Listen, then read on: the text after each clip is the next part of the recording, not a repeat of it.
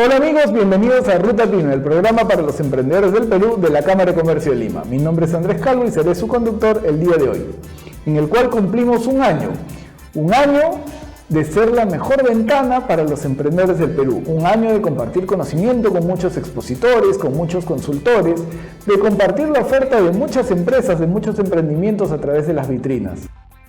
Vamos a recordar la primera temporada, que estuvo a cargo de la conducción de Fernando Estrada. Vamos con Fernando y lo mejor de su temporada. Hola Fernando, gracias por invitarme al programa Ruta Pyme. Para mí es un placer poder compartir con ustedes estrategias y algunos secretitos que estoy seguro que cambiarán mucho su negocio. No, al contrario, muchas gracias más bien Daniel a ti por tu tiempo, por la deferencia que tienes con el programa para que nuestros amigos pyme espectadores puedan tener mucha mayor información relacionada al mundo de las ventas, que es un tema que se ha visto tan afectado en relación a esta nueva coyuntura que vivimos atravesando actualmente con esta pandemia, esta crisis sanitaria que ha afectado a nivel mundial, ha afectado distintas áreas de las empresas, pero el área comercial se ha visto particularmente afectada y que nuestros amigos pyme espectadores, en base a la información que tú nos puedas brindar, puedan aplicarla en sus empresas y poder salir adelante de mejor manera. De todas maneras, vamos a hablar de algunas estrategias, pero sobre todo de cómo ha sido la evolución de una pyme durante este cambio que hemos tenido desde el año 2020 a través de la pandemia y qué es lo que deberíamos hacer hoy para asegurar la sostenibilidad de nuestro negocio, porque finalmente lo que buscan las pymes es asegurar el crecimiento, pero sobre todo la sostenibilidad ante situaciones de vulnerabilidad y crisis como la que se estuvo viviendo. Entonces, sobre eso vamos a hablar ahora y sobre todo de estas 10 leyes que tienen que tener como base, como mandamiento para asegurar obviamente el crecimiento que tanto esperan, ¿no? Entonces vamos por ahí. Y qué interesante lo que nos acabas de decir, ¿no? Justo para empezar, porque nos hablas tú del tema de ser sostenible en el tiempo, de la sostenibilidad del negocio, porque muchas veces en el mundo de las pymes tomamos decisiones muy cortoplacistas, ¿no es cierto? Muy salvando el momento, muy a resultados inmediatos, que no necesariamente es la mejor estrategia para poder ser sostenibles en el tiempo, ¿no es así? Totalmente, y esto parte hasta de un concepto que se llama liquidez.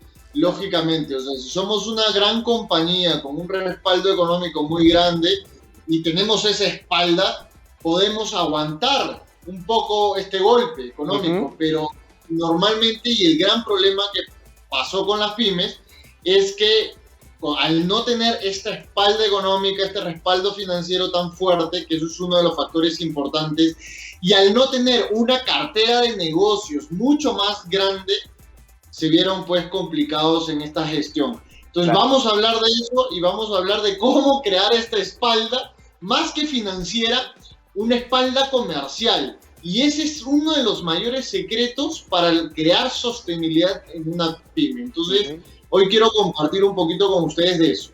Claro, ¿no? Es interesante porque muchas veces, por entrar en un tema de guerra de precios o pensar que el reducir costos es la única forma de vender, terminamos afectando el margen, ¿no? Porque ya nuestros amigos infectadores saben que nuestro margen viene de nuestros ingresos contra nuestros egresos, y ese margen a la larga nos termina afectando en la liquidez, que es un punto que has tocado ahora y que es en esta coyuntura actual muy importante, de repente más que antes incluso, saber preservarlo, ¿no es así? Totalmente, y mira, y tú lo has mencionado, y una de las cosas que se tomó como estrategia en muchas pymes con las que venimos trabajando es la reducción de precios, pero a niveles muy bajos. ¿Por qué? Por la preocupación de perder al cliente. Entonces, en función de no quiero perder a un cliente, me tiro al suelo, pero eso también genera un problema de sostenibilidad en la empresa. Entonces, hay formas de evitar eso y de alguna manera hacer frente a esta coyuntura y volver a crear esa experiencia que muchas de estas pymes tenían con sus clientes. Entonces, es un poco lo que quiero compartir hoy con ustedes. Perfecto, pero, Daniel. Perdón, te corté, dime. No, sigamos, vale. Bueno, entonces, un poco ya hemos calentado un poquito motores para que nuestros amigos pyme espectadores vayan entrando en la entrevista, pero para comenzar quiero hacerte una pregunta. Hemos conversado un poco antes de esta entrevista y más o menos me estuviste hablando de que estaban generando pymes exitosas en Latinoamérica. Entonces quería comenzar preguntándote, ¿cómo es que están creando o ayudando a estas pymes a ser exitosas? A ver, en principio a través de programas de mentoría y de consultoría donde hacemos una evaluación completa de la situación de la pyme a nivel comercial y lógicamente empezamos a diseñar nuevas estrategias que permitan reactivarse en una nueva sociedad. Entonces, esto es por un lado. Ahora, ¿cómo logramos este tipo de éxitos sumergiéndonos con ellos? Pero para entender mejor esto, quiero compartir con ustedes las 10 leyes que pueden marcar una diferencia y este cambio en las pymes. Perfecto. 1, siempre lo dijimos y desde un principio siempre lo mencioné. El gran problema de la mayor cantidad de empresas, sobre todo medianas y pequeñas, es que no tienen la cartera suficiente para soportar, obviamente, cambios en el sistema económico, en el mercado en general. ¿A qué voy con esto? Es que más del 85% de las pymes, según el estudio que hicimos, han sido soportadas por una red de clientes muy pequeñas, con las que han venido trabajando durante un tiempo. Ahora, ante una situación de crisis, lógicamente muchas de estas empresas, clientes de las pymes, se ven muy afectados, con lo cual no tienen obviamente no tienen la suficiencia para poder obviamente seguir adquiriendo los servicios o los productos y X cosas. Claro. Ahora, entonces, ¿a qué voy con esto? Que uno de los mayores problemas es no contar con la cartera necesaria. Siempre desde un principio lo dijimos, la pandemia y esta situación de COVID nos enseñó a nivel organizacional y obviamente a nivel de negocio de que no estábamos haciendo una buena gestión comercial. ¿Qué quiere decir? Claro, si yo tengo 5, 10, 15 clientes con los que vengo trabajando ya hace algún tiempo, me está dando el respaldo necesario y estoy creciendo bien, pero no a niveles que debería crecer como si fuera una startup, lo que está sucediendo es que obviamente estoy clavando mi propia tumba. Entonces muchas empresas se cierran solamente en el trabajo con pocos clientes que me den buen volumen de compra. Y ahí viene un problema. He conocido muchas pymes que se han soportado por 3 o 4 clientes, por licitaciones grandes, por clientes que le daban un cierto volumen. Y obviamente, ante una caída, imagínate, si yo tengo 4 clientes grandes y se me van 3, mi negocio puede quebrar. Claro. Y ese ha sido uno de los mayores problemas. Por eso es que buscan la reactivación económica o la inyección de capital de otras fuentes, como pueden ser entidades bancarias, pero eso también genera un problema. Entonces, ¿cuál es la estrategia que debemos tomar? Es armar una estructura con el equipo comercial que tenga, armar una estructura de captación de nuevos clientes y abrirse un mercado también digital para llegar a la mayor cantidad de gente posible, de tal manera de que sean más visibles en el mercado, que vayan construyendo con más personas y lógicamente puedan asegurar esa sostenibilidad en el tiempo. Buenos días, José, muchas gracias por estar en el programa, un gusto tenerte aquí. ¿Qué tal? ¿Cómo estás? Muy buenos días. ¿Qué tal? Los saludos a toda tu audiencia. Qué gusto estar aquí.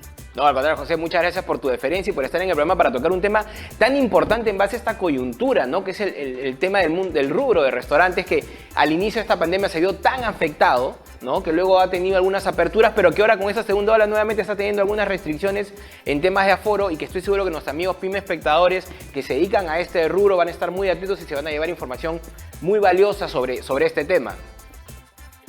Correcto, mira, justo cuando empezó la primera ola, en el mes de agosto más o menos, en el año pasado, estuvimos haciendo un estudio en marketing restaurante. Nosotros como empresa también hacemos pequeñas investigaciones de mercado al sector gastronómico y nos llevamos con bastantes sorpresas, ¿no? Que me gustaría contártelas ahora en esta entrevista. Perfecto, José. Y para empezar, José, ¿cuáles son las necesidades digitales y los principales problemas que se han detectado en los restaurantes a causa de esta nueva normalidad del COVID-19? Sí, mira, uno de los primeros factores, vamos, digamos, colocándonos como una línea de tiempo, ¿no? Durante todo este año que pasó y hasta la actualidad. Lo primero que cuando hicimos este estudio de mercado, lo primero que identificamos es que muchos negocios, si bien es cierto, estaban en el mundo digital, no estaban realmente haciendo las cosas de alguna manera correctas, ¿no? Simplemente creaban un Facebook, un Instagram y ya está, y publicaban cuando se acordaban. ¿Y por qué? Porque el negocio literalmente dependía del salón, ¿no? O las clásicas ventas que llegaban al restaurante. Y por eso los dueños no se preocupaban en digitalizar su negocio. Ya con el tema de esto de la pandemia, se dieron cuenta que el único medio de comunicación que tenían eran las redes sociales. Nos llevamos una gran sorpresa que llegamos a encuestar a más de 500 personas y de esta encuesta realmente imagínate que solo un 20% tenía cuenta en Instagram, ¿ok? Y un 80-90% sí tenía Facebook, pero nos llevó una gran sorpresa que no estaban digitalizados en todas las plataformas. Claro. Entonces, ahora estar en el mundo digital, ¿qué conlleva? ¿No? Conlleva, uno, a que tienes que estar ahora sí activo en tus redes. ¿Qué significa estar activo? No simplemente es la foto, sino contarle a tu comunidad, porque ahora tú tienes que generar comunidades, es contarle qué es lo que estás haciendo, qué es lo que estás compartiendo. Alguno de los principales éxitos de las marcas ya consolidadas es que cuando ya, por ejemplo, se te ocurre a ti comer un pollito a la brasa o una hamburguesa, ya tenías en tu mente qué marca comprar. Por eso estas marcas grandes no han tenido problemas, entre comillas, porque igual les ha afectado a todos, el tema de las ventas a partir de que empezó la venta en el mes de junio aproximadamente. Entonces, en esta coyuntura no han tenido problemas, pero las marcas medianas chiquitas han tenido este problema, ¿no? Las pymes sobre todo, ¿no? ¿Cómo venden? ¿Cómo se comunican? Y ahora existen pues estas plataformas digitales como Globo, Rappi o Uber Eats, que estuvo en su momento, que les ayudan a vender, pero sí se llevan un margen bastante alto que les afecta a las pymes actualmente. Entonces, esos son uno de los puntos que menciono en este estudio, que de alguna forma los restaurantes pueden cerrar cuando su venta depende mucho por estos aplicativos, por ejemplo, ¿no? ¿Por qué? Porque el margen de un restaurante gastronómico es muy pequeño. Puede irte de entre un 20 a un 25%, un 15% de rentabilidad. Y imagínate si estos aplicativos se llevan ese margen, que está aproximadamente entre un 20 y un 30. Ya de por sí, al dejar de ser rentable, deja de tener sentido la idea propia del negocio, ¿no? Exacto. Y eso es un tema que yo siempre recomiendo, que es, en primer lugar, consolida bien tu negocio en tus finanzas. Porque a veces muchos dicen, José, pero entonces la solución es vender más. Hey, un momento, la solución no es vender más al principio, es ver bien tus finanzas, ver bien tus ingresos y gastos y establecer bien hasta dónde puedes llegar a gastar también en marketing. Claro. Porque hacer cosas en marketing hay dinero que invertir. Poco o mucho, pero hay que invertir. Exacto. Entonces este punto yo siempre digo, primero controla tus finanzas. Y lo segundo, que todos han tenido problemas en esta parte de este tema de pandemia, ha sido los alquileres, ¿no? Los alquileres ha sido el principal problema, ¿no? Exacto. ¿Por qué? Porque muchos negocios no han podido salir porque tienen que pagar. Ha habido muchas personas, sí, he sido consciente y he visto casos que les han ayudado con el tema del alquiler, pero hay muchos negocios que no les han ayudado y han tenido que cerrar. Claro, y al no tener ingresos, ¿cómo cubres ese gasto, pues, no? Ahorita créeme que ha habido una ola también, hablando de olas, de traspasos y ventas de negocios gastronómicos. Muchos. A mí me han llegado muchísimas conversaciones de José, ¿tienes alguien que me pueda vender o alguien que quiera traspasar el negocio? Porque ya no les da, ¿no? Entonces, y eso es un punto importante que ahora en los negocios gastronómicos, y esto yo lo mencionaba hasta antes de la pandemia, que se tienen que adaptar mucho al mercado. Ya de por sí, yo te comento algo, antes de la pandemia, ya el rubro gastronómico estaba bastante saturado. Entonces, ahora... ¿Saturado en qué sentido? ¿Saturado en cantidad de ofertas? ¿Saturado de oferta? En oferta, ok. Oferta. Si tú ibas a un ejemplo, hace un par de años tú ponías un restaurante de maquis, ¿ok? Entonces, era exitoso y alrededor empezaron a colocar otros restaurantes de maquis, ¿no? Y todos se ofrecían esto all you can eat, ¿no? Y este formato ayudó mucho, pero el all you can eat en algunos restaurantes no les funciona. Además, están yendo como que casi al punto de equilibrio nada más. Entonces ya estaba saturado. Entonces había mucha oferta, ¿no? Había mucha oferta y había demanda, pero la demanda se empezó a diluir ¿con qué? Con los aplicativos de delivery. Todos los negocios empezaron a inclinarse a venta por delivery. Y por eso ahora los negocios que han estado preparados para venta por delivery han tenido éxito, porque muchos restaurantes no han estado preparados en la parte logística. Eso justo te iba a mencionar, ¿no? Porque el tema logística fue un punto crítico durante la pandemia, ¿no? Colapsó porque la cantidad de personas que empezaron, hablando solamente ahora de rubro restaurantes, porque en realidad el tema logístico tuvo un momento en que colapsó a nivel general, pero si lo enfocamos en el tema de restaurantes, la cantidad de personas que empezaron a pedir por delivery o por aplicativos creció exponencialmente, ¿no es cierto? Entonces eso fue un punto que, si no estabas preparado desde el punto logístico, te iba a ver afectado. Ahora, un punto adicional en el tema logístico, que justo también te quería consultar, por ejemplo, en el tema de protocolos, ¿no? Yo puedo cumplir todos mis protocolos dentro del restaurante, ¿no es cierto? Pero una vez que sale el producto, ya puede sufrir cierta contaminación. ¿Cómo me puedo cubrir yo como un restaurante en ese caso, por ejemplo? Claro. Entonces, lo que yo siempre le digo a los restaurantes es, si pueden garantizar un tema logístico, así pongan una bicicleta, ¿correcto? Y esta bicicleta que atienda a 5 cuadras hay un montón de gente. Claro. 5 cuadras. Entonces, empiecen a atender, porque tratas de garantizar la entrega del producto que tú estás ofreciendo. Y hay algo que en marketing hace años antes de redes sociales funcionaba, que era el marketing de boca a boca. Si me llega muy bien el producto, es bueno, me atiendes bien, te recomiendo. Si no cumple con esos indicadores básicos, existe un aparatito que todos tenemos que se llama celular y entramos a las redes y comentamos que es malo. Y bueno, amigos, como habíamos conversado inicialmente, el día de hoy tendremos en la entrevista central al señor Emilio Alarcón, jefe de desarrollo de negocios de la Cámara de Comercio de Lima, con quien tocaremos el tema LinkedIn para negocios. Buenos días, Emilio, ¿cómo estás? Un gusto tenerte nuevamente en el programa. Hola, Fernando, muchas gracias por la invitación una vez más y nada, es un gusto estar acompañándolos acá y aportar aunque sea un poquito de valor en lo que uno pueda. No, al contrario, Emilio, muchas gracias por tu tiempo, por la diferencia con el programa. Ya el año pasado pudimos conversar contigo sobre el tema del WhatsApp Business y nuestros amigos pyme espectadores se llevaron mucha información, sobre todo valiosa y de mucha utilidad para ellos. Y hoy día tocaremos un tema anexo, ¿no?, a lo que tocamos ese día, siempre orientado hacia el tema digital, que es el tema de LinkedIn para negocios. Y espero que todos nuestros amigos pymes espectadores estén muy atentos porque es un tema de mucha importancia y que no todos saben utilizarlo bien. Es más, yo te diría que la gran mayoría de personas no saben utilizarlo bien o en todo caso lo utilizan pero no le sacan el provecho adecuado. Sí, de hecho, LinkedIn pues es una red en la cual, digamos, no es la más común de todas, ¿no? Hay otras pues que son muy conocidas como Facebook, Instagram, ahora TikTok, ¿no? Pero LinkedIn, si bien es cierto, es una red social, pero más que una red social, es una red profesional, ¿no? En el cual tenemos que entender cómo se mueve esta red para poder sacar el jugo y hacer muchos negocios, ¿no? Entonces, básicamente va por ahí. Hay algunas técnicas que espero ahora compartirles para que lo puedan aprovechar en sacar el jugo. Claro, es decir, o sea, tenemos, como dices tú, ¿no?, redes sociales mucho más coloridas, mucho más vistosas como Facebook, Instagram, ¿no es así? Pero tenemos esta red social, pero no es una red personal, creo yo, es una red más profesional, que es LinkedIn, ¿no? Que te sirve un poco para buscar negocios, para tener contactos B2B, que es muy importante, que ya tú nos lo explicarás más adelante, ¿no? Y es más que nada un tema no de ego, por decirlo de alguna manera, de mostrarse tú, sino de mostrar temas de interés, creo yo, ¿no? Que es mucho más importante en esta plataforma.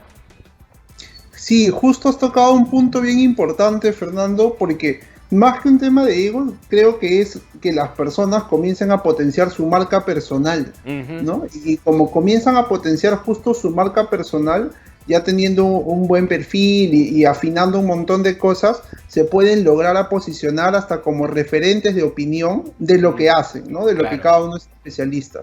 Perfecto. Bueno, y un poco iba a iniciar la entrevista con una pregunta que ya la respondiste, ¿no? Que si LinkedIn es una red social o una red profesional.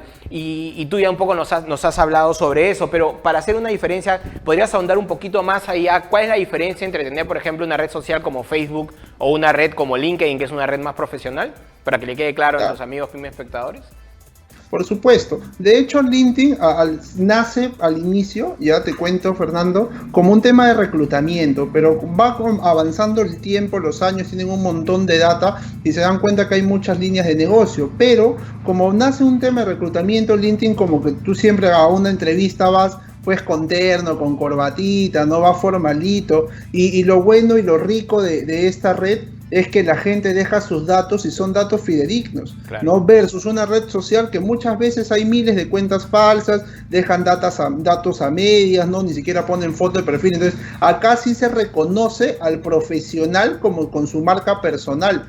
Entonces, el profesional se va mostrando, pero a un nivel laboral, ¿no? En LinkedIn no vas a ver publicaciones de repente, oferta del fin de semana de pollo a la brasa, o una oferta, pues, o donde estés un fin de semana con unos tragos con los patas, bueno, que en estos tiempos no se puede, pero igual la gente sube fotos, ¿no? Entonces, eso, digamos, es una red más social, ¿no? En donde vas a Facebook, al Instagram, a TikTok para reírte, y no está mal, está bien, ¿no? Claro. Pero en LinkedIn tú ya lo enfocas netamente a chamba, ¿no? A la profesión que haces, a qué te dedicas, cómo puedes agregar valor a una comunidad, ¿no? Y de hecho, pues, es la red formalita, ¿no? Es la red con corbatita, digamos. Claro. Eso es LinkedIn. Pero en base un poco a lo que nos indicas, no basta entonces solamente con crear un perfil, es crear un perfil y ponerlo de acuerdo a la herramienta, ¿no? Generar contenido, como me dices tú, me imagino contenido de calidad, contenido que sea interesante para las demás personas, poner un poco tu perfil profesional. O sea, no solamente creo un perfil y ya está, sino creo un perfil y no soy relevante en LinkedIn si es que no creo un perfil realmente adecuado a la herramienta. Sí, mira, justo hay un término, Fer, en LinkedIn en el cual le llaman el perfil estelar. ¿Qué quiere decir el perfil estelar? Es cuando tú completas todos tus datos, ¿ok? Y ya estás, digamos, tuneado, yo le llamo tuneado tu perfil, como si estuvieras tuneando tu carro de Rápidos y Furiosos, no tuneas tu perfil, pero a eso le puedes agregar algunas técnicas también, en la cual puede ser, no sé, la ida, ¿no? Ya cómo llamar la atención, interés, deseo y finalmente la acción en todo tu perfil. Para que cuando las personas vengan y vean tu perfil, entonces van a decir, oye, mira, qué chévere, Fernando es especialista justo en temas de ventas, en temas de marketing. Él comienza a ver, quiero ahondar un poquito más en Fernando, qué es lo que hace, ¿no? Entonces ven que tú tienes contenido de valor, pero también es importante mencionar que el contenido de valor no es para todo el mundo. Claro. Es para ese segmento el cual tú estás apuntando, en el cual tú te quieres volver referente, ¿no? Entonces tu perfil tiene que ir alineado, pero no basta solo con el perfil tuneado o con el perfil estelar, porque eso es básicamente es como decir tu ropita, ¿no? Tú te vas a una reunión de negocios y de repente te vas bien vestido y chévere, pero eso no va a pasar nada más que de repente dar una buena impresión. Ahora la pregunta es, ¿qué más hacemos con eso, no? Ya diste la primera impresión, ¿y ahora? Claro. ¿No? Entonces, sí. No, dime, Emilio, te escucho.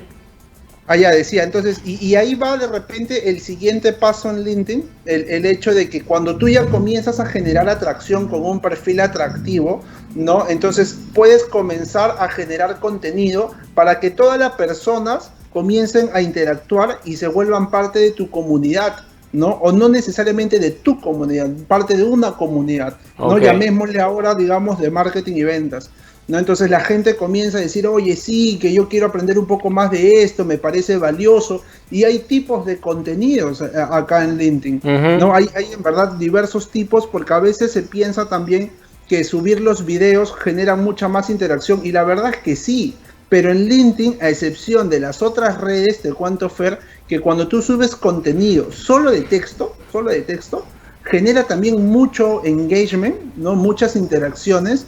¿Por qué? Porque la gente sí está acostumbrada ahí a leer, claro, ¿no? Entonces, siempre y cuando, insisto, sea de valor para esa comunidad. Exacto. ¿No? Entonces, en base un poco a esto, es muy importante segmentar, ¿no es cierto?, hacia dónde vamos, segmentar nuestra red. Y ahora, ya que hablabas del tema de la red, o sea, los contactos son en esta herramienta, bueno, en cualquier herramienta son importantes porque nos permite movilizarnos, porque así como acá podemos hacer negocios, Facebook también tiene posibilidades de armar, creo yo, siendo mucho menos efectivas en un contexto B2B, por ejemplo, que LinkedIn creo que es mucho más efectiva, ya tú nos explicarás un poquito más a detalle, pero el tema de los contactos entonces creo que toma una importante relevancia en el tema de LinkedIn, porque cuando yo tengo entendido, de repente tú nos podrías explicar que hay hasta cinco segmentaciones de contactos, ¿no es cierto? Y acá es donde toma relevancia un poco también la segunda, ¿no? O sea, yo tengo mi red de contactos principales, pero esos contactos tienen una red, ¿no es cierto?, abajo de ellos, a las cuales yo también voy a empezar a acceder si es que empiezo a segmentar de manera adecuada con contenido de calidad, como tú estás indicando, y eso me permite tener mucho más campo de acción, por ejemplo, para hacer negocios, para hacer este tema de ventas, por ejemplo, en tema B2B. Exacto. Sí, mira, justo como has bien mencionado, LinkedIn es una red que se enfoca más al tema B2B. O sea, hacer tanto esfuerzo para un B2C, digamos que no valdría la pena. Excelente primera temporada a cargo de Fernando Estrada. Ahora vamos a hacer un recuento, vamos a recordar a todos aquellos personajes que nos han visitado a lo largo de este año. Vamos con ellos.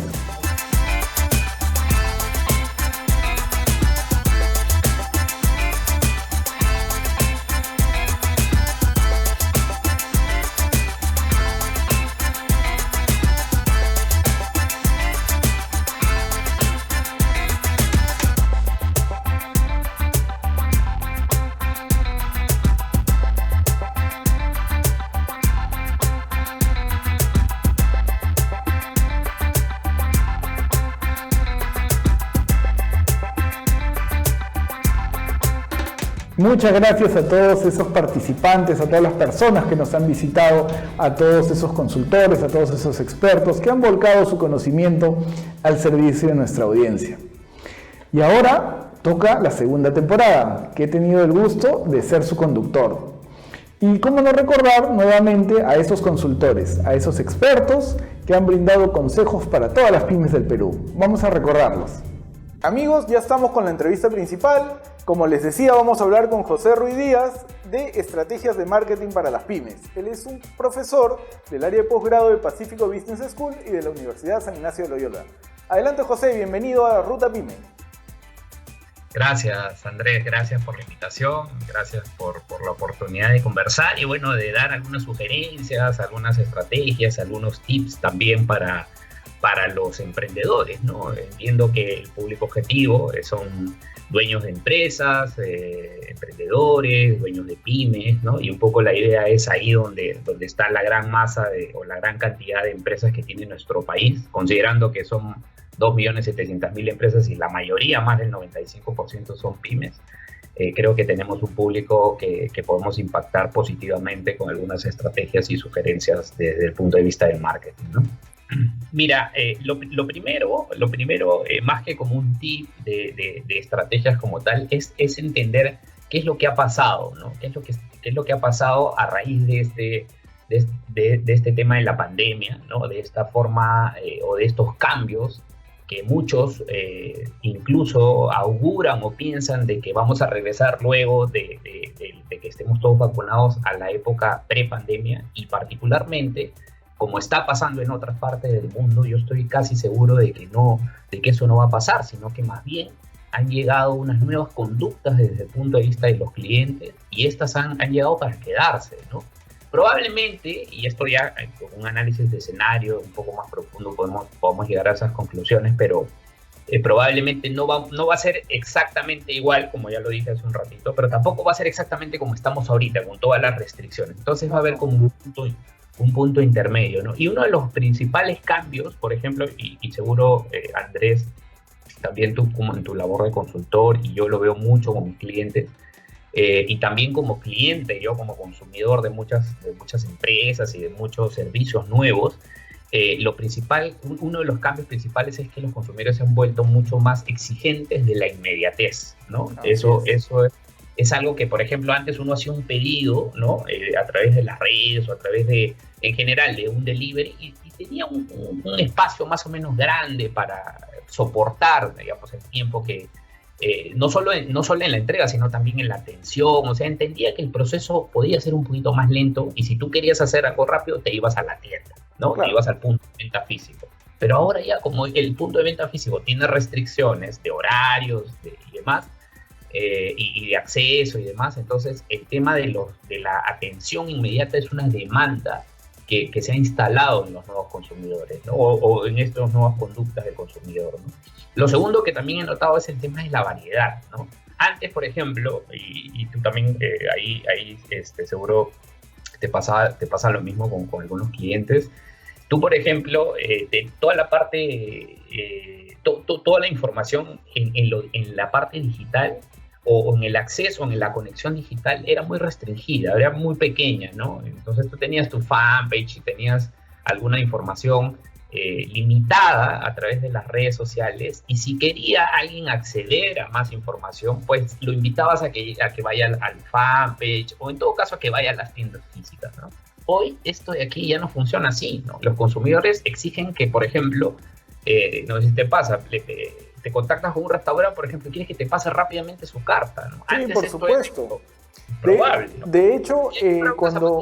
Pásame todos los modelos de zapatillas que tengas, ¿no? Sí, de hecho, cuando conversaba, o sea, a mí me gusta pensar, y a algunos alumnos les digo, ¿no? O sea, yo más o menos pienso que 10 años o 20 quizás de digitalización del mundo se ha venido ahorita, ¿no? Y en países como Perú se siente más, ¿no? Entonces, en un año y pico nos estamos digitalizando a punta al caballazo, digamos, y eso hace que el consumidor cambie, como tú dices, ¿no? Y las empresas tienen que entenderlo también, pues, ¿no? Porque así como hay barreras, también hay muchas oportunidades, ¿no? Así es, sí, efectivamente, ¿no? Otro de los cambios que veo, por ejemplo, es el tema de toda la entrega a domicilio. Antes tenías algunas categorías, ¿no? Comprabas algunas categorías a través de delivery. Por ahí las pizzas, por ahí las comidas de los domingos, el pollo a la brasa, ¿no? El Kentucky infantable.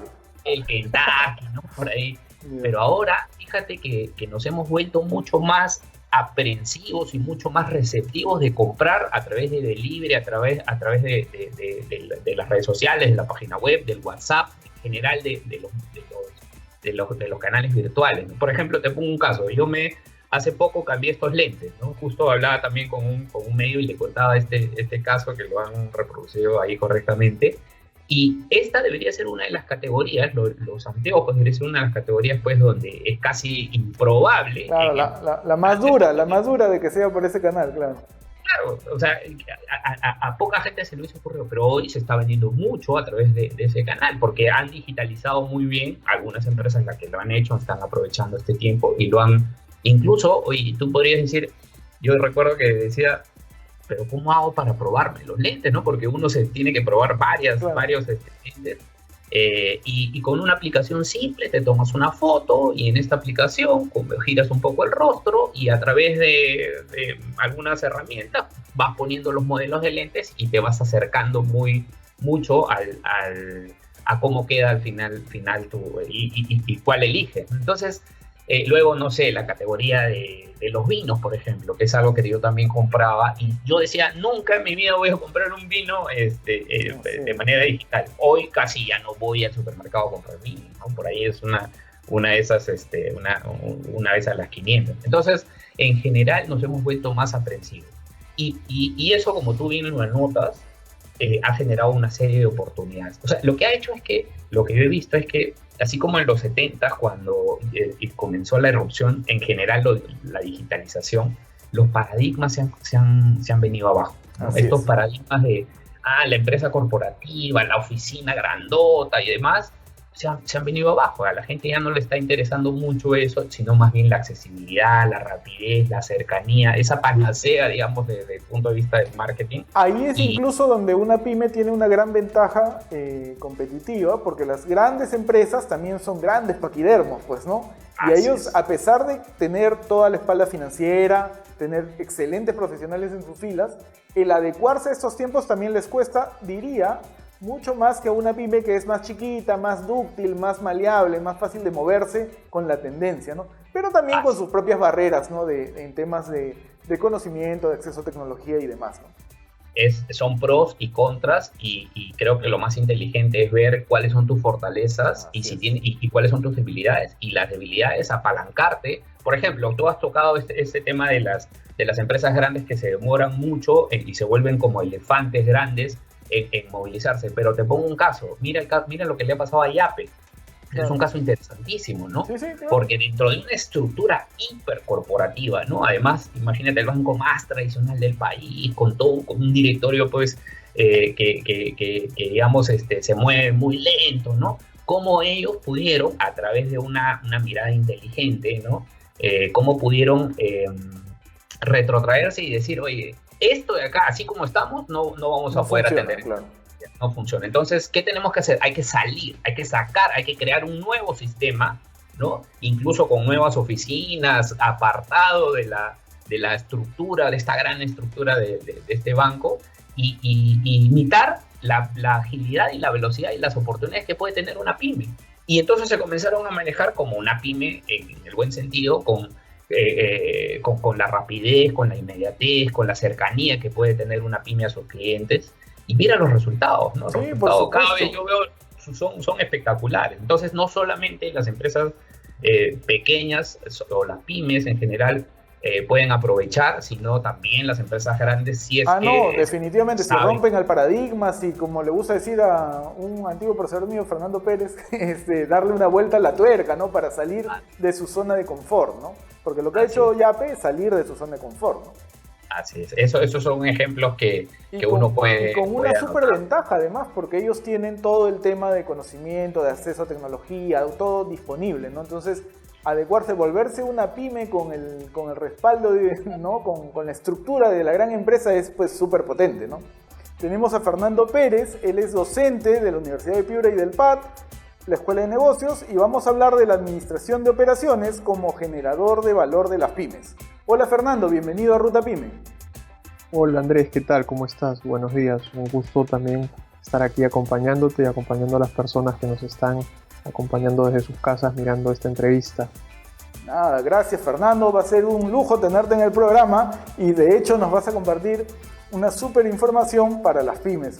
Y habría que empezar de aquí, ¿no? O sea, la administración de operaciones a veces en las pymes que son tan pequeñas se funde, ¿no? Porque como no hay tantas personas involucradas, son pocas, con muchos turnos rotativos, muchos cargos ahí mezclados, funciones, y ahí es donde la administración de operaciones se vuelve un reto, ¿no?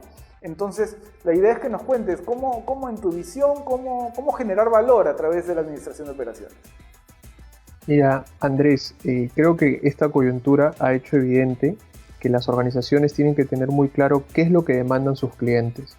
Teniendo claro y reafirmando qué es lo que demandan sus clientes, mirar hacia adentro cuáles de sus procesos son los más críticos, ¿no? Y cuáles son sus cuellos de botella. En ese sentido, las pymes también lo han sentido y también ha sido evidente por los cambios que han tenido en sus demandas, los cambios que han tenido en sus proveedores. Entonces, una primera actividad que puede ayudarlas a empezar a ordenar su trabajo hacia la interna es reafirmar cuáles de sus procesos son más críticos y cuáles son menos críticos y asociar esto a sus ventajas competitivas, ¿no? Cada proceso les da ciertos atributos, les da ciertas ventajas. Una compañía o una cadena de restaurantes, por ejemplo, claramente la cocina es un punto clave, ¿no? Es decir, y esa flexibilidad que tenga y esa agilidad ahora para poder preparar probablemente platos más rápido y poder despacharlos con los nuevos requerimientos de salubridad, va a ser un nuevo mínimo que van a tener que cumplir para competir. Por otro lado, tal vez una compañía o un taller textil más chiquito va a tener que nuevamente afianzar en qué se ha especializado, ¿no? Y esa especialización va a tener que cuidarla mucho de cara a sus clientes y evidentemente eso lo que les va a permitir es poder no desabastecerlos, ¿no? Yo creo que ahora estamos en el momento de la adaptación, donde todos vamos a tener que poner un poco el hombro para poder ayudarnos a sacar los negocios adelante, ¿no? Y como bien dices, ¿no? A causa de la pandemia, tantos negocios que han tenido de que cerrar. Y además a mí me gusta comentar siempre que la digitalización ha venido como que 20, 10 años del futuro se ha venido ahora, ¿no? Como cualquier película cliché, el futuro es ahora. Y eso también ha impactado, de hecho, en las organizaciones porque casi toda el front-end, las tiendas hacia afuera, hacia donde se tenían los metros cuadrados destinados al usuario final, se han tenido que cerrar, ¿no? Pero el back-end, o sea, la trastienda, donde incide totalmente la administración de operaciones, se ha tenido que convertir en la estrella de los negocios, ¿no? En la parte principal. Así es. Mira, tú tocas un punto principal. Es decir, estas nuevas exigencias han demandado que las pymes o las empresas en general tengan que replantear sus canales de ventas. Y al tener que desarrollar canales de venta online, por el hecho que el consumidor ahora tiene mayor preferencia por comprar online, con lo cual ahí no hay mayor restricción, ¿no? El consumidor compra por esos canales, hay que tratar de atenderlo de la mejor manera. Entonces la gran pregunta que queda ahí, y tú la has planteado, es, oye, ¿y qué hacer con mis instalaciones? Claro. Pues mis instalaciones tienen la capacidad de poder yo adaptarlas, incrementar capacidad, más equipo, más mesas, más personal, porque si la demanda se va por ahí y por estos nuevos canales, e inclusive crece de manera exponencial, porque esa es la ventaja que te da la digitalización, de llegar a más clientes a un costo bajo. Entonces esas instalaciones tienen que servirme de algo, ¿no? Y es decir, prácticamente se vuelven en mini fábricas, ¿no? Tal como tú dices, o lo que llamamos hoy en día las dark stores, ¿no? Así es. ¿Y por qué? Porque la gran ventaja que tienen, Andrés, es tienen una buena ubicación probablemente. Y eso me permite estar cada vez más cerca a más clientes. Pero claro, ahí viene la otra parte, ¿no? Cómo desarrollo mis procesos de entrega y la logística de última milla, que hoy por hoy se ha vuelto más relevante, ¿no? Amigos, nos encontramos en la entrevista principal, para la cual tenemos a Jorge Ochoa, Past President del gremio de la pequeña empresa de la Cámara de Comercio de Lima, con quien hablaremos del futuro de las pymes a miras del Bicentenario.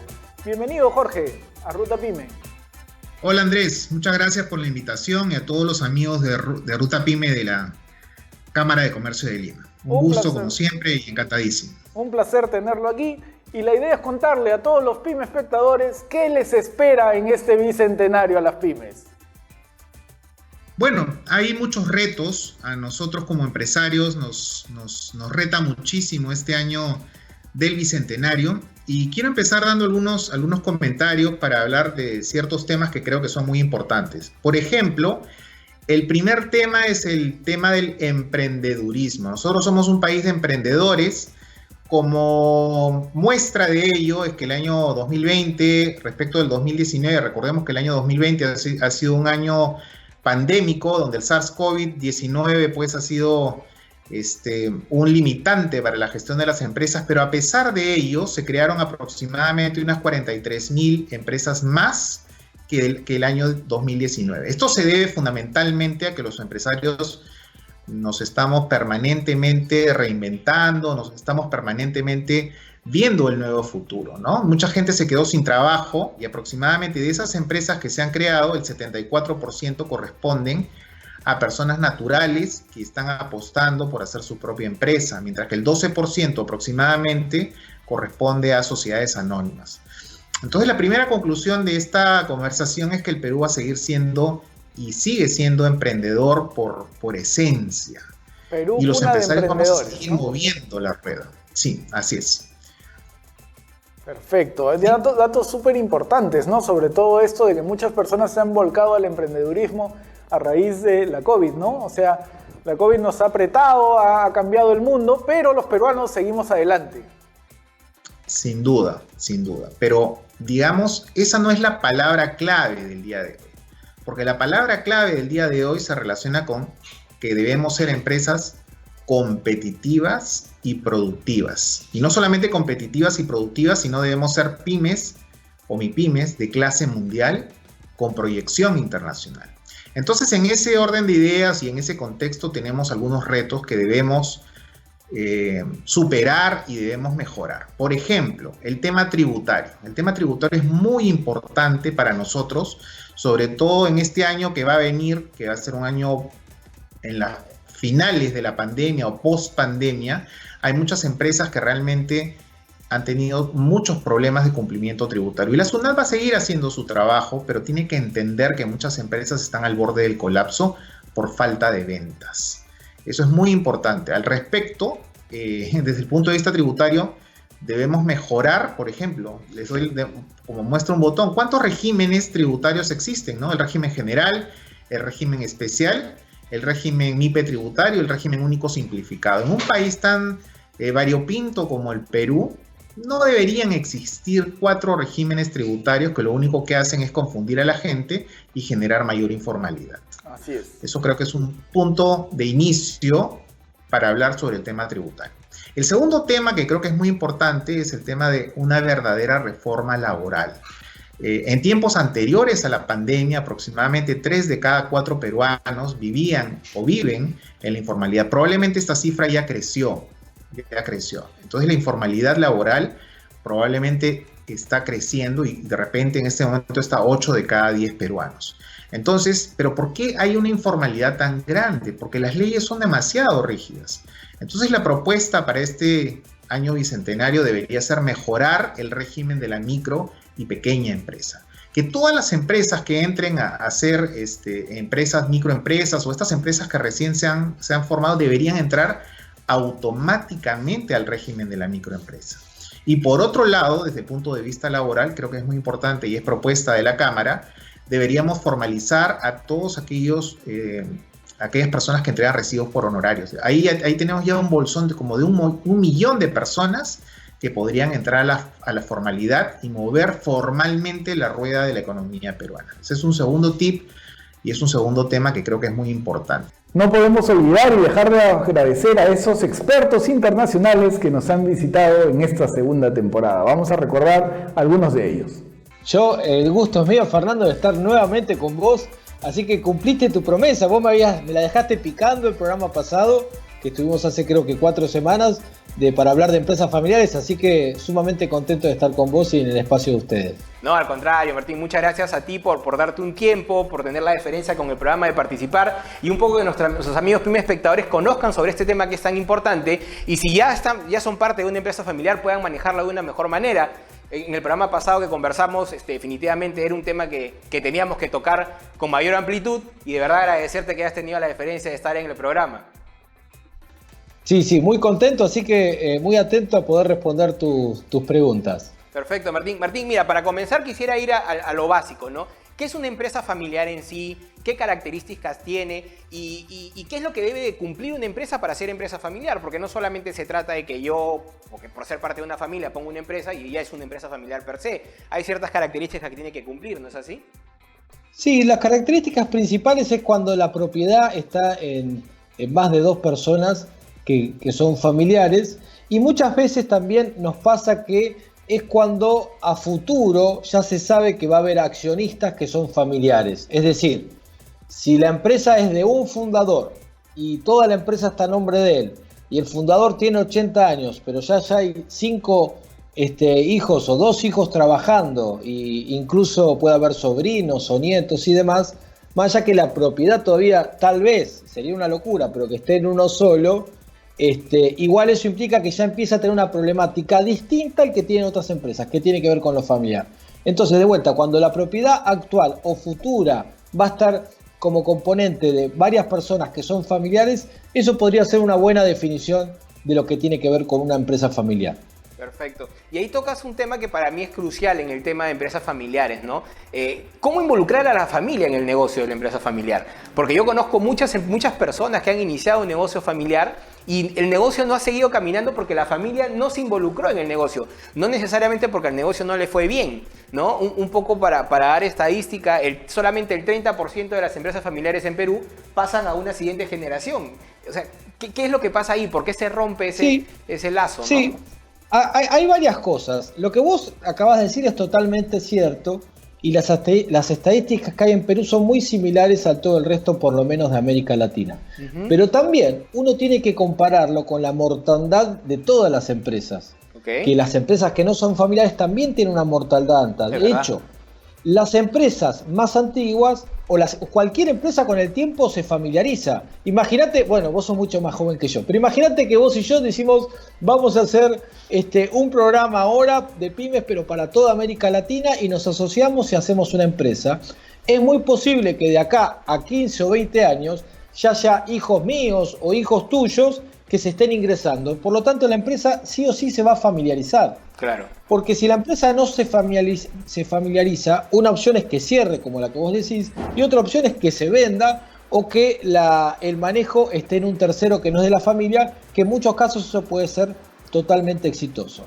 Pero es verdad que el principal inconveniente tiene que ver de la primera a la segunda generación. Ahora, si un fundador fue exitoso con su empresa y no logró que los hijos se interesen, o por lo menos no para trabajar, pero por lo menos para ser directores, no está hablando mal de los hijos, está hablando mal de mí en todo caso como fundador y empresario, que no estoy detectando qué problemas voy a tener de acá a 10 o 20 años. Entonces, fíjate cómo te lo doy vuelta, te digo, ya no es un problema de los hijos, sino principalmente de los que estamos dirigiendo la empresa, de que tenemos que pensar no solamente en resolver los problemas actuales, sino qué va a pasar dentro de 10 años. Claro. No ser cortoplacistas, ¿no? Sí, ser cortoplacistas en lo que tiene que ver con el negocio, dirigiendo una pyme, Claro. no importa el tamaño, Claro, chico, mediana, es bueno. En el tema de las pymes no es malo ser cortoplacista, Ok. en tema de negocio en sí, claro. El tema de negocio. Ahora, en tema de negocio, pero a la vez de estrategia, de quién va a liderar la empresa cuando yo no esté, ahí desde ya que tengo que pensar a 10 o 15 o 20 años. Y una de las preguntas muy buenas para disparar esto, Fernando, es, si estás charlando, uno a veces me pasa que charlo con una empresa y me dice, no, estamos todo bien en esto, y tus hijos, bueno, tal o cual cosa, y yo le pregunto, ahora, ¿qué pasa si vos mañana no estás? O dentro de 5 años no estás. Porque primero que estamos, a cualquiera le puede pasar algo. ¿Qué pasa si? Esas preguntas nos las tenemos que hacer, porque ahí empezás a ver qué hay realmente en el fondo de la cuestión, ¿no? Perfecto. Y una consulta, y pongámonos ahora en el escenario, involucras a la familia dentro del negocio, ¿no es cierto? Pero viene un tema que para mí es crucial en el tema de negocios familiares, la comunicación. ¿Cómo manejamos la comunicación dentro de un negocio familiar? Porque hay que saber separar de manera clara lo que es el negocio de la familia, al igual que en las finanzas. ¿Cómo separamos el tema financiero familiar del tema financiero de la empresa? Eso es un tema bastante complicado y que un especialista como tú nos podrías explicar cómo hacerlo. Sí, bueno, vos acabás de dar una pista de esto.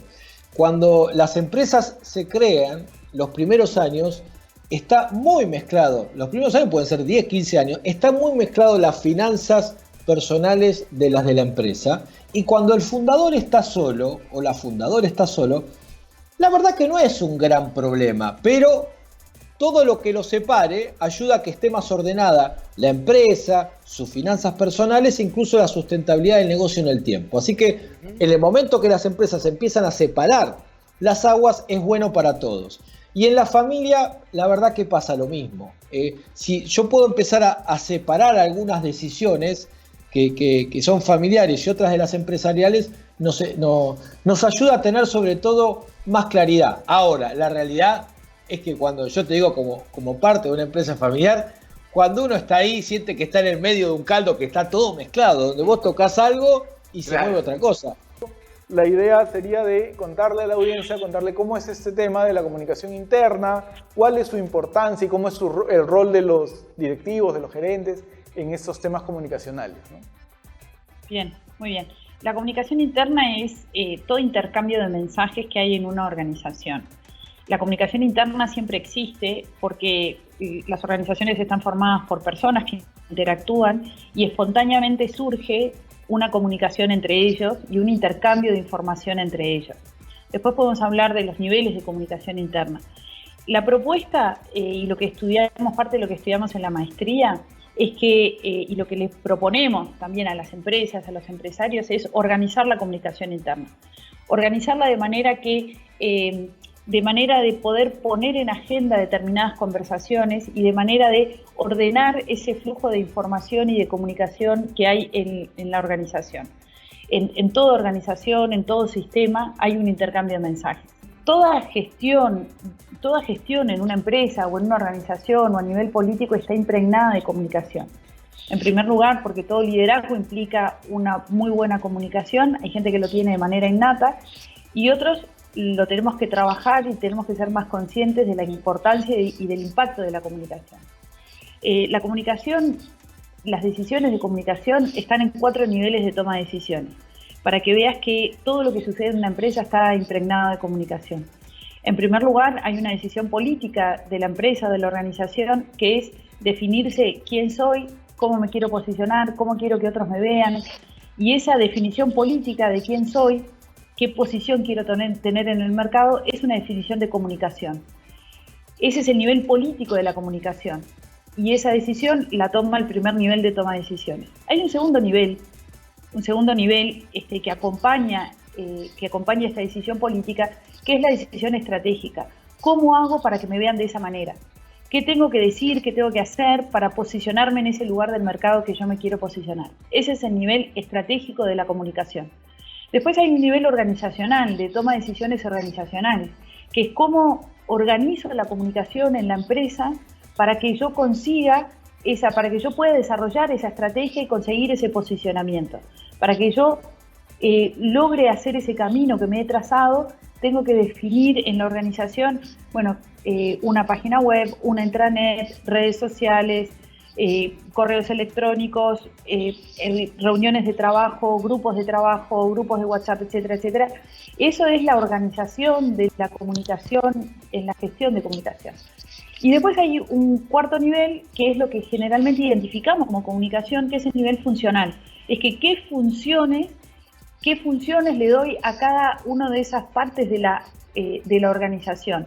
¿Qué funciones? Le pido que desarrolle un folleto, le pido que desarrolle un mensaje, le pido que haga una campaña, le pido que se comunique con los clientes, le pido que circule un informe, un comunicado entre los colaboradores.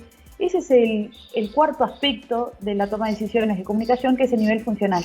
Y cuando pensamos en comunicación, pensamos en el folleto, en la web, en los canales de comunicación, pero no nos damos cuenta que hay una mayor profundidad en las decisiones de comunicación que pasan por nivel político, estratégico, organizacional y finalmente funcional. Entonces, el primer paso y lo más importante es ser consciente de que la comunicación forma parte de la gestión empresarial. No es un maquillaje de la comunicación, de la gestión del empresario, no es para que lo que hace la empresa se vea más bonito, sino que es parte del quehacer de la empresa. La comunicación forma parte de la estrategia. La comunicación forma parte de la comunicación con todos esos grupos estratégicos, y el grupo estratégico o stakeholder más importante y al que le estamos prestando atención hoy día es el público interno, los colaboradores. Y así es, ese es el punto de partida, ese es como el corazón de la comunicación con los colaboradores, a quien yo le voy a transmitir esa definición estratégica, esa definición política de quién soy. Yo le quiero transmitir esa identidad cultural, esa identidad empresarial, se la quiero transmitir en primer lugar al colaborador, para que después el colaborador se lo transmita a otros públicos y replique ese mensaje.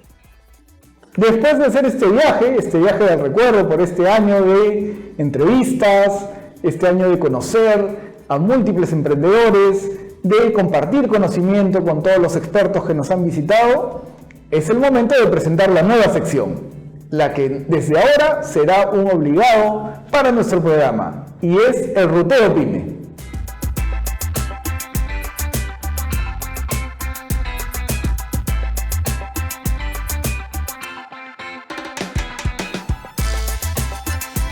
¿Y de qué trata Ruteo Pyme?